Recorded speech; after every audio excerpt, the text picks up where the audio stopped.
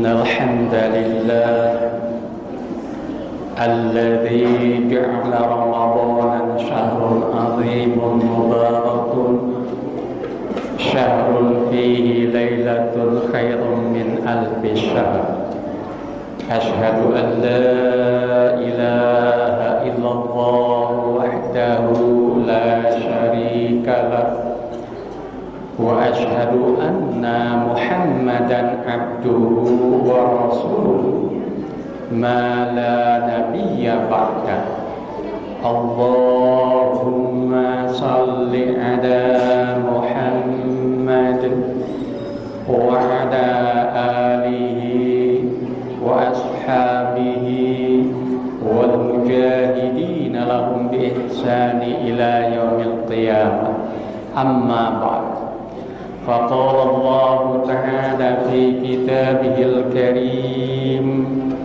أعوذ بالله من الشيطان الرجيم يا أيها الذين آمنوا اتقوا الله وقولوا قولا سديدا يصلح لكم أعمالكم ويغفر لكم ذنوبكم ومن يطع الله ورسوله فقد فاز فوزا عظيما. Hadirin ikhwatul iman rahimakumullah, para jamaah yang insyaallah sama-sama dimuliakan dan dirahmati oleh Allah Subhanahu wa taala. Tiada kata yang pantas dan layak, tentu sanjung dan syukur senantiasa terhatur hanya kehadirat Allah, Zat yang Maha Agung dan Maha Luhur. Karena atas nikmat dan izinnya jua, berkat kudrah dan iradah Allah sajalah, alhamdulillah sampai pada kesempatan malam hari ini yang merupakan sudah malam keberapa nih Pak? Malam ke-23, Masya Allah ya. Hanya tinggal sebentar lagi bulan Ramadan akan meninggalkan kita. Namun tentu mudah-mudahan seluruh amaliyah Ramadan kita kelak menjadi saksi pada saatnya menghisab nanti sebagai bukti amal saleh dan amal ibadah kita. Juga salawat serta salam semoga tetap tercurah dan terlimpah kepada Nabi kita, Nabi Muhammad sallallahu alaihi wasallam, kepada keluarganya, para sahabat-sahabatnya, para tabi'in, tabi'ut tabi'in, dan juga kepada seluruh umat dan pengikutnya yang senantiasa konsisten dan konsekuen menjalankan ajaran-ajarannya. Amin Allahumma amin.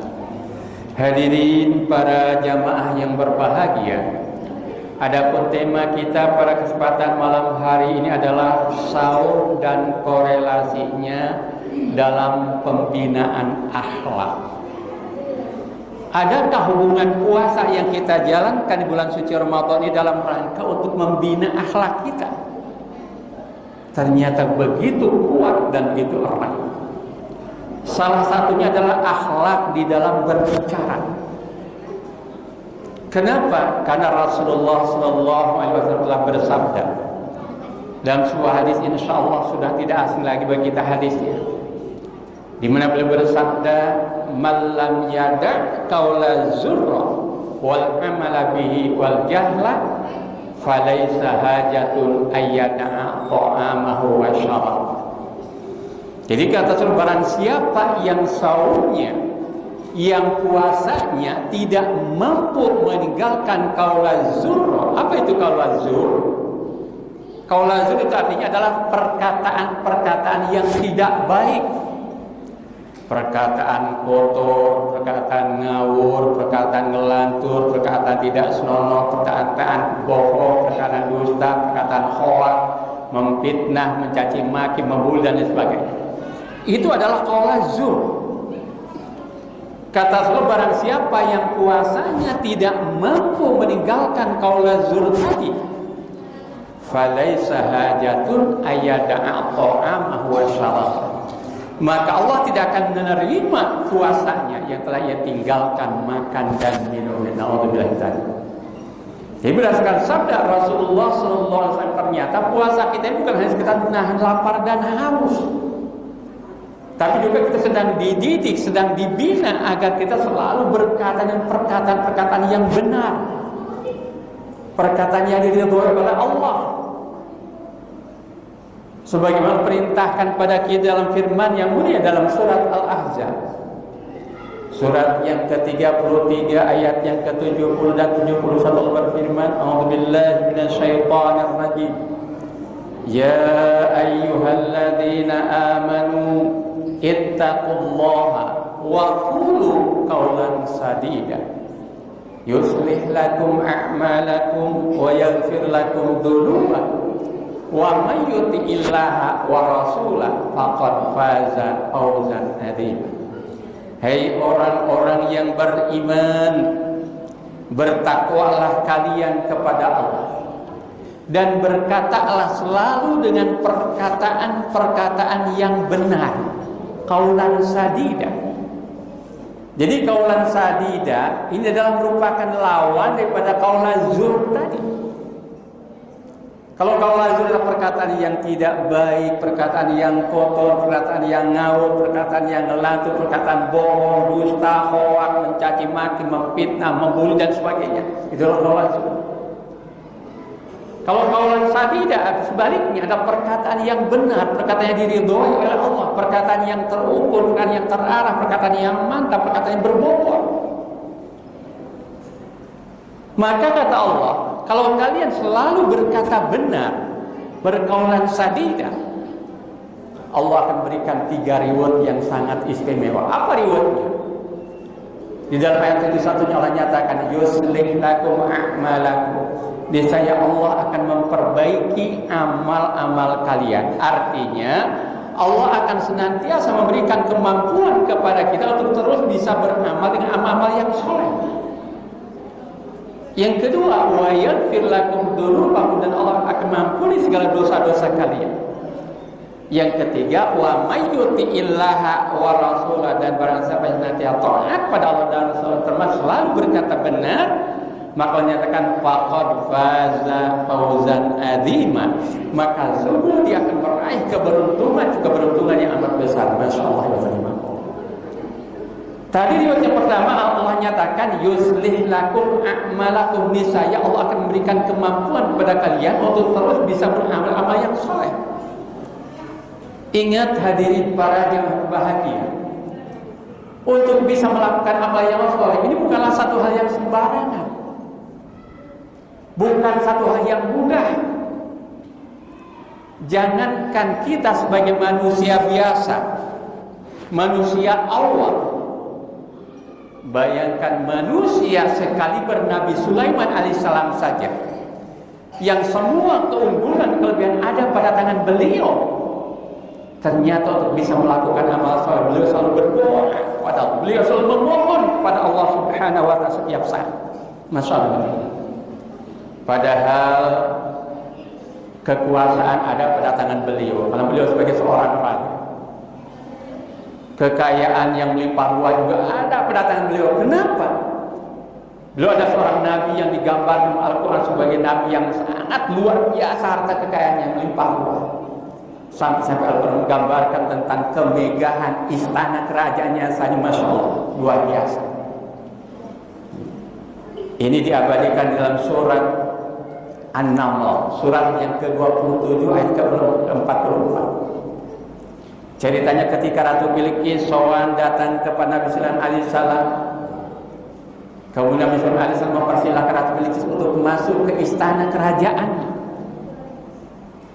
Nah, rupanya ketika Ratu Bilqis disuruh masuk, dia melihat bahwa di depan itu ada kolam ikan begitu luas, sehingga ketika dia mau masuk, disingkan kainnya sehingga nampaklah betisnya sangat indah.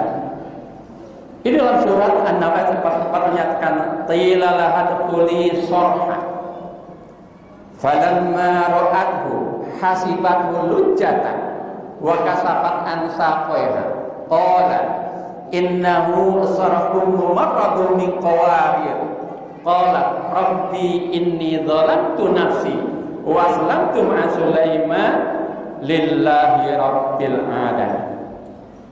Qila laha taquli surah, dikatakan kepadanya, maksud Nabi sallallahu alaihi wasallam memerintahkan kepada Ratu Bilqis untuk masuk ke dalam istananya. Dikatakan kepada Ratu Bilqis, masuklah kamu ke dalam istana kerajaan.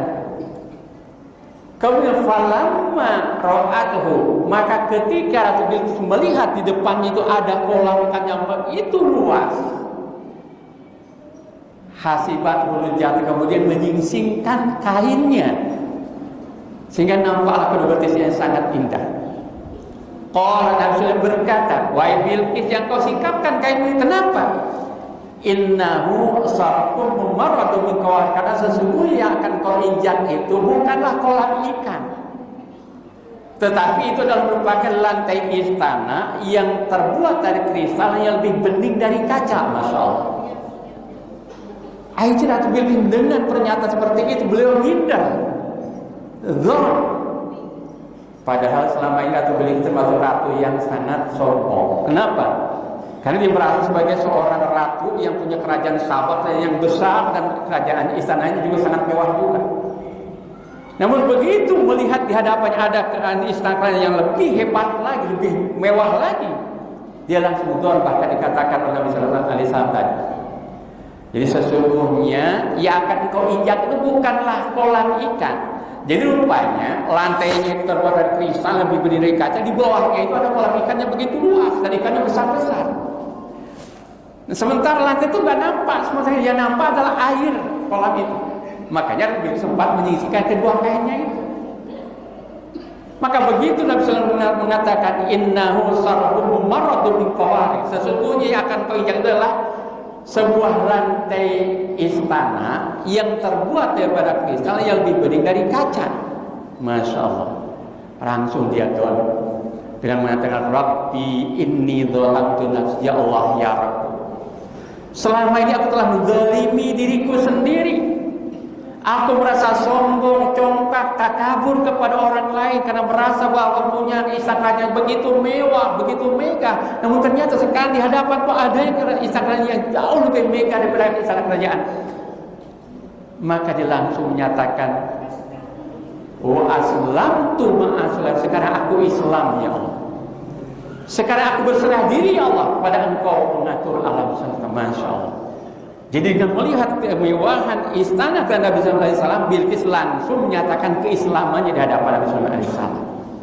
Bayangkan coba betapa kekayaan Nabi sallallahu alaihi wasallam yang sangat luar biasa. Kemudian ketiga, kaitan masalah ilmu.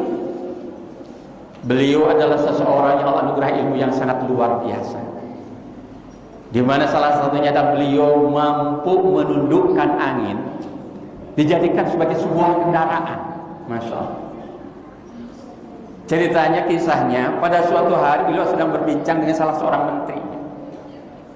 Tiba-tiba datang malakal maut.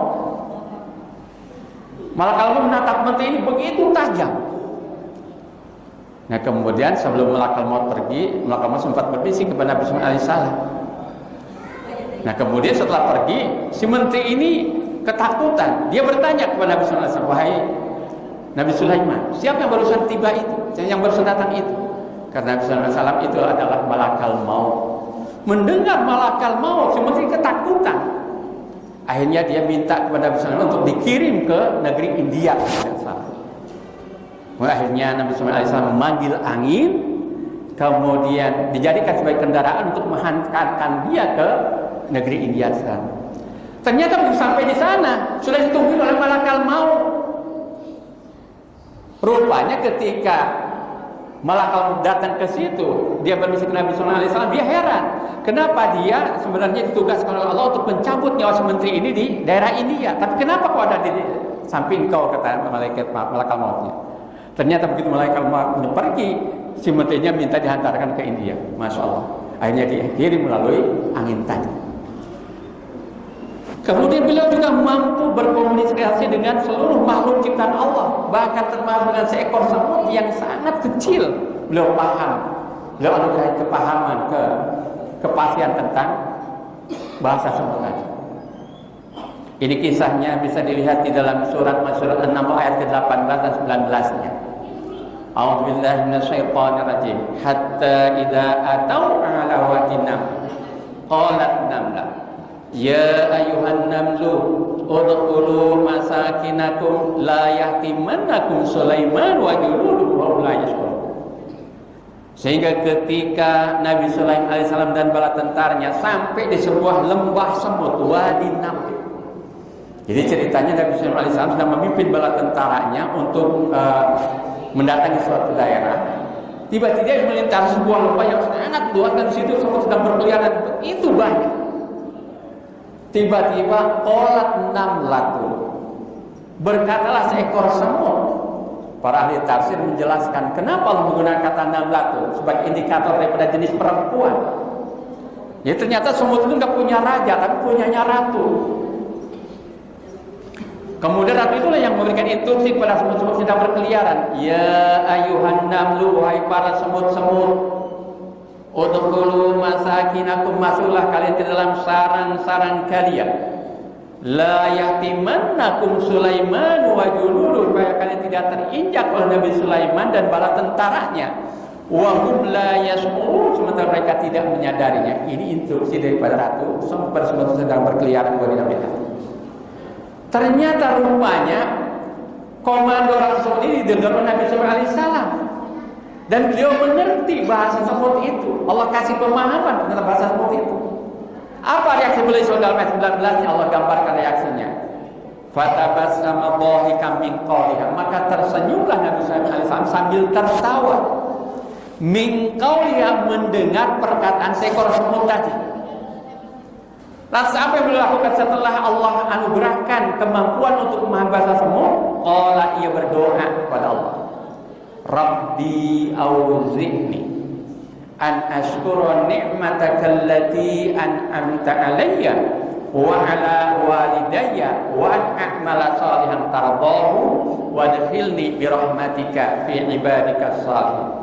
Ya Allah, ya Rabb, anugerahkanlah kepada hambamu ilham agar hamba senantiasa pandai mensyukuri nikmat-nikmatmu yang telah Engkau anugerahkan kepada hamba-Mu dan juga kepada kedua orang tua hamba-Mu, dan agar hamba senantiasa pandai melakukan amal-amal soleh yang Kau ridhoi. Masya Allah, inilah yang tadi saya katakan. Ternyata beliau untuk bisa melakukan amal soleh, beliau selalu berdoa, dan itu doanya wa an a'mala sholihan tardahu, agar hamba senantiasa punya kemampuan dipandaikan untuk melakukan amal-amal soleh yang Kau ridhoi. Wa adkhilni bi rahmatika, masukkanlah hamba-Mu dengan rahmat-Mu ya Allah, fi ibadika, dalam jamaah hamba-hamba Kau yang soleh ya Allah. Masya Allah. Bayangkan Pak, Nabi Sulaiman alaihissalam saja, seorang manusia yang punya keunggulan segala-galanya, ternyata untuk bisa melakukan amal soleh itu beliau selalu minta, selalu berdoa, selalu memohon kepada Allah Subhanahu wa Ta'ala. Nah, sementara tadi kita sebagai umat Rasulullah SAW, kalau kita menjaga lisan kita dan selalu berkata benar, Allah jamin yuslih lakum a'malakum, pasti Allah akan berikan kemampuan pada kalian untuk selalu beramal-amal yang saleh. Masya Allah. Maka saya katakan ini reward yang tidak kaleng-kaleng, reward yang tidak sembarangan, karena amal saleh merupakan satu hal yang sangat luar biasa. Riwayat yang kedua adalah wa yaghfir lakum dzunubakum, dan Allah akan mengampuni segala dosa-dosa kalian. Ingat, kita sebagai hamba Allah yang beriman, kita sangat membutuhkan ampunan Allah. Kenapa? Karena kata Allah, kita ini adalah sebagai manusia, gudangnya salah dan lupa. Al-insanu mahal khata'i wan nisyan, manusia tempat salah dan lupa. Jadi kalau kita ingin mendapatkan kebaikan di sisi Allah, maka kita sangat memerlukan yakni yang namanya ampunan Allah Subhanahu wa Ta'ala. Dan ketika Allah mengampuni kita, kita dapat dua keuntungan. Apa keuntungannya? Yang pertama, yakni segala kesalahan kita akan dihapuskan oleh Allah Subhanahu wa Ta'ala dari timbangan keburukan kita. Sementara amal soleh kita itu akan diberatkan dengan timbang, dengan ampunan Allah Subhanahu wa Ta'ala. Ini masalah rahmatullah. Ya, dalilnya apa? Yang pertama dalilnya dalam surat At-Tahrim, surat yang ke-66 ayat 8 ya. Ya ayyuhalladzina amanu tubu ilallahi taubatan nasuha. Asa rabbukum ayyukaffir ankum sayyi'atikum. Hai orang-orang yang beriman, bertobatlah kepada dengan tobat yang semurni-murni, karena boleh jadi Allah akan menghapuskan segala kesalahan kalian. Kemudian yang kedua, jadi amal soleh akan silakan tiba amal soleh akan diberatkan oleh ampunan Allah. Mungkin kita sering mendengar tentang kisah seorang pemuda yang sudah membunuh 99 orang. Dia cerita kepada seorang rahib atau pendeta Yahudi. Begitu mendengar ceritanya, kata si rahib, kata si pemuda kan dia ingin bertobat pada Allah. Kata si rahib, enak aja loh, belum 99 mau bertobat pada Allah, nggak ada, pintu tobat sudah tertutup buat kamu. Mendengar coba seperti itu, si pemuda ini jiwa premannya muncul lagi, sikatnya lagi si rahibnya, sampai genap hanya membunuh 100 orang. Namun ternyata keinginan bertobat pada Allah tetap menyala. Akhirnya dia sampai berjumpa dengan salah seorang alim. Kemudian disampaikan masalah kepada orang alim tadi. Kata orang alim, memang siapa bisa menghalangi ampunan Allah kepadamu? Kalau kamu bersungguh-sungguh ingin bertobat kepada Allah, maka tinggalkan kampung halamanmu, pergi berhijrah ke kampung di sana, di mana di sana penduduknya adalah para ahli ibadah mereka, kamu dengan mereka, jangan kembali kepada kampung halaman. Masya Allah. Akhirnya si pemuda tadi pergilah menuju kampung itu dengan orang ahli. Qadarullah di tengah perjalanan belum sampai kepada tempat yang dituju, Allah perintahkan malaikat untuk menjemput si pemuda tadi. Akhirnya dia meninggal di tengah jalan. Ketika meninggal di tengah jalan, ruhnya direbutan antara malaikat azab dengan malaikat rahmat. Kata malaikat azab, ini bagian karena dia sudah membunuh 100 orang, banyak 100 jiwa. Tapi kata malaikat rahmat, tapi kan dia sudah mau bertobat pada Allah. Akhirnya Allah mengutus malaikat yang ketiga menjelma menjadi manusia. Kata malaikat yang ketiga, dan sekarang begini, daripada kalian ribut bertengkar, aku yang akan menghakimi. Sekarang gini aja, mari kita ukur ya, kampung yang dia tinggalkan dan kampung yang dia tuju. Kalau misalkan jasad si pemuda yang masih lebih dekat kepada kamu tinggalkan, maka yang berhak menyewarunya adalah malaikat azab. Tapi kalau misalkan jasad si pemuda sudah lebih dekat kepada kampung yang dituju, maka yang berhak menyewarunya adalah malaikat rahmat. Akhirnya diukurlah oleh malaikat tadi. Ketika sedang diukur, Allah berfirman, wahai bumi yang ditinggalkan menjauhlah, wahai bumi yang dituju mendekatlah. Dan ternyata begitu diukur, dia sudah lebih dekat kepada kamu yang dituju, walaupun bedanya hanya 1 jengkal saja. Masya Allah. Akhirnya ruhnya dibawa oleh malaikat. Nah, dengan kata lain, dia akan jadi ahli surga. Nah sekarang masalahnya, nanti kan di akhir ada yang namanya yaumul hisab, ada timbangan. Padahal kalau ditimbang, membunuh 100 jiwa itu dosa kecil atau dosa besar, Pak? Jangankan 100 jiwa, 1 jiwa saya sudah dosa besar, apalagi 100 nyawa. Ya. Nah berarti, nah sementara amal solehnya dia belum melakukan apa-apa, kecuali hanya dia berjalan menuju di kampung yang dituju. Kalau seorang alim tadi pun belum sampai ke sana. Inilah sebagai dalil ternyata nanti ketika ditimbang amalnya dengan ampunan Allah, itulah akan berat timbangan amal solehnya, mengalahkan timbangan keburukannya yang telah membunuh 100 jiwa. Nah itulah, jadi ketika Allah mengampuni kita, maka akan mendapat 2 keuntungan, yaitu keburukannya akan dihapuskan dan timbangan amal soleh akan diberatkan oleh Allah Subhanahu wa taala. Ini riwayat yang kedua. Riwayat yang ketiga, wa may yuti'illaha wa rasulahu, siapa yang taat pada Allah dan Rasulnya, termasuk selalu berkata benar, maka Allah nyatakan faqad faza fawzan azima, maka sungguh dia akan meraih keberuntungan, yaitu keberuntungan yang amat besar. Apa keberuntungan yang amat besar itu? Kalau menurut kita sebagai makhluk materi, apa istilahnya itu, asumsinya pasti ke materi. Kalau tiba-tiba kita istilahnya nemu emas sebesar-besar masih takwa ini, masya Allah, itu mungkin keberuntungan yang besar. Atau tiba-tiba dia akan jadi menteri gitu ya, atau tiba-tiba jadi presiden. Mungkin itulah anggapan kita keberuntungan yang besar itu. Tapi menurut Allah apa? Dijelaskan lagi dalam ayat yang lain, dalam surat ke-61 surat As-Saff ayat ke-12. Apa keberuntungan yang besar? Allah nyatakan yaghfir lakum dzunubakum wa yudkhilkum jannatin tajri min tahtihal anhar wa masakin thayyibatan fi jannati adn. Dzalikal fawzul adzim. Niscaya Allah akan mengampuni segala dosa-dosa kalian. Lagi-lagi ampunan Allah. Wa yudkhilkum jannatin tajri min tahtihal anhar. Dan Allah akan masukkan kalian dalam surga yang mengalir banyak sungai-sungai. Kenapa Allah selalu menggambarkan surga itu hanya mengalir sungai-sungai? Karena itulah gambaran yang dapat kita tangkap sebuah keindahan oleh manusia. Walaupun sesungguhnya surga yang asli itu akan jauh lebih indah daripada yang digambarkan dalam Al-Quran.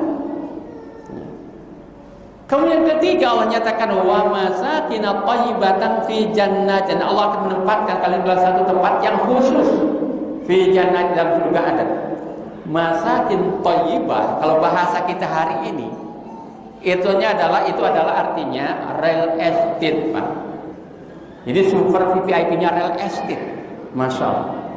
Bayangkan yang namanya surga, jangankan yang real estate-nya, surga yang paling rendah sekalipun dibandingkan real estate dunia yang paling mewah sekalipun, ternyata real estate dunia nggak ada apa-apa dibandingkan dengan surga yang paling rendah.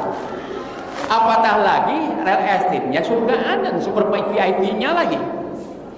Masya Allah. Maka itulah menyatakan dzalikal fawzul adzim, itulah keberuntungan yang amat besar. Masya Allah. Inilah 3 reward bagi siapa? Bagi orang senantiasa menjaga lisannya untuk selalu berkaulan sadidah tadi. Maka Rasul menegaskan dalam hadis yang lain, ternyata memang bahwa perkataan manusia itu adalah yang menentukan tinggi dan rendahnya derajat seseorang. Di dalam sebuah hadis yang lain lagi, dalam hadis yang diriwayatkan Imam Bukhari dan hadisnya juga sahih, di mana Rasulullah bersabda, innal abda la yatakallamu bi kalimatin min ridwanillah la yalqalaha balan yarfa'ullahu biha darajat. Wa innal abda la yatakallamu bi kalimatin min sukhtillah la yalqalaha balan yahwi biha fi jahannam. Sesungguhnya seorang manusia, ada orang yang paling berkata selalu dengan perkataan-perkataan min ridwanillah, yang diridhoi oleh Allah. Perkataan apa yang min ridwanillah ini adalah kaulan sadidah tadi. Perkataannya selalu benar, perkataannya berbobot, perkataannya terukur, perkataannya mantap, perkataannya terarah, ya, diridhoi oleh Allah. Maka kata Rasulullah, la yalqalaha balan, dirinya tidak sadar kebiasaan berkata baik tadi, yarfa'ullahu biha darajat, Allah akan mengangkat harkat martabat derajatnya. Tapi sebaliknya, wa innal abda la yatakallamu bi kalimatin min su'til, ada juga manusia yang kalau berbicara dengan pembicaraan-pembicaraan yang dibenci oleh Allah. Apa perkataan min su'til tadi adalah qaulaz zur yang tadi dalam hadis yang lain. Ya. Perkataan yang tidak baik tadi. Kata Allah, la yalqalaha, dirinya tidak sadar dan kebiasaan berkata dengan qaulaz zur dan perkataan yang tidak baik tadi, yahwi biha fi jahannam, itu akan membenamkan dirinya ke dalam neraka jahannam. Naudzubillah tadi. Nah, maka oleh karena itu Allah Rasul berpesan dalam hadis yang lain, ya, bahwa hakikatnya manusia berbicara itu nggak ada gunanya. Kata Allah, kullu kalam ibni adam la lahu aini illa amran bi ma'rufin aw nahyan an munkarin aw dzikrullah ta'ala. Jadi setiap perkataan manusia itu tidak akan membawa manfaat bagi dirinya, kecuali perkataan apakah yang akan membawa manfaat bagi kita. Rasulullah nyatakan amron bima ma'rufin. Yang pertama adalah amar ma'ruf. Yang kedua nahyan an munkar, atau mencegah perbuatan yang munkar. Yang ketiga dzikrullah ta'ala, atau rangka berzikir kepada Allah Ta'ala. Kalau tidak dalam rangka yang 3 tadi ini, dalam hadis yang lain lagi Rasul menyatakan falyaqul khairan aw liyasmut, maka berkatalah dengan perkataan yang baik atau lebih baik diam. Nah, hadirin para jamaah bahagia, ternyata inilah salah satu faidah, salah satu hikmah, bukti dan menetapkan di bulan suci Ramadan ini, ternyata ini adalah merupakan proses tarbiyah, pembinaan diri kita untuk selalu bisa berkata perkataan yang benar. Bayangkan di hari pertama kita dikondisikan seperti itu, hari kedua, ketiga, keempat, kelima, kelima, sampai sebulan penuh lamanya. Tenggat waktu sebulan ini diharapkan waktu yang cukup untuk membiasakan diri kita, mengkondisikan diri kita menjadi hamba-hamba yang senantiasa gemar berkaulan sadidah. Itulah makna firman Allah yang mulia, la'allakum tattaqun, agar kalian menjadi hamba-hamba yang bertakwa. Kenapa? Karena hamba yang bertakwa sajalah yang selalu berkaulan sadidah tadi. Nah, hadirin para jamaah berbahagia, semoga Allah Subhanahu wa taala memberikan kekuatan kepada kita yang bulan suci Ramadan kali benar-benar mampu membentuk diri kita menjadi hamba-hambanya yang senantiasa berkaulan sadidah tadi. Amin, Allahumma amin. Dari saya kurang lebih mohon maaf. Billahi taufiq. Wassalamualaikum warahmatullahi wabarakatuh.